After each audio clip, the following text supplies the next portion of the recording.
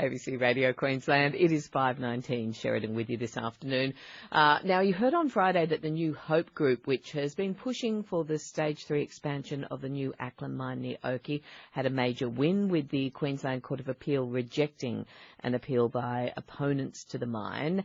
And it's an issue that's very much split the small community of Oakey between those who want the mine and the jobs that it will bring and those who fear what it could mean for the region's rich farmland. So here's a little of what Paul King from the Oakey Coal Action Alliance told us on Friday. In the farms directly surrounding the mine, currently 10 million litres of milk are produced per annum, as well as a significant beef industry, as well as some cropping. That's what's at stake. But not just that land, and not just that productivity, but the farming families who have lived on that land for around 150 years. To get the view from the other side of the fence, Andrew Boyd, the Chief Operating Officer with New Hope Group, joins you. Good afternoon, Andrew. G'day, Sheridan. How are you? I am well. Thanks for joining the program. Is this a binary choice between a mining industry and the established agricultural industry in the region? Oh, no, not at all, Sheridan, not at all. New Hope has about 11,000 hectares surrounding the new Acland operation, and we run that land as a farm. We have over 2,000 head of cattle that we run on the farm. We graze those cattle on post-mining rehabilitated land. And we're really cautious about, ensuring that we have a sustainable future agricultural land use.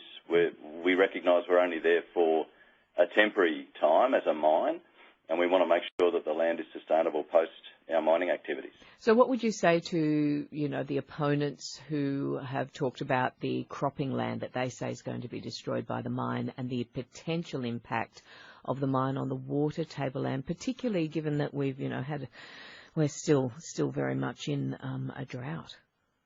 Yeah, sure. Look, we understand locals' concerns, but what I can say on the cropping land front, there isn't any significant cropping land that the Stage 3 mine will disturb. Almost all of the land is grazing land. And on the groundwater front, we've done an enormous amount of work to model and understand what the potential impacts on groundwater might be. You've got to remember this mine, the new Acland mine's been running for 15 years, and in that time, no surrounding landholder has had issues associated with the groundwater that they use. And going forward, our modelling for Stage 3 indicates that there will be some localised drawdown in some aquifers, but we have mechanisms in place to make sure that none of our neighbours will be adversely affected by the mine. When it comes to the Stage 3 expansion, is this likely to create jobs, or are we going to be able to see the continuation of some jobs, or maybe the return of the 150 jobs that you had to axe? Yeah, look, unfortunately, we simply ran out of time to maintain continuity of operations, and as you said, we had to effectively halve our workforce, and most of those people only finished at the end of October.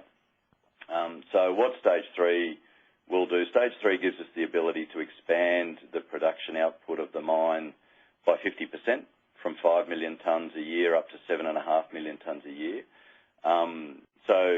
So I guess initially we would be looking to bring back the 150 or so jobs that we've recently lost.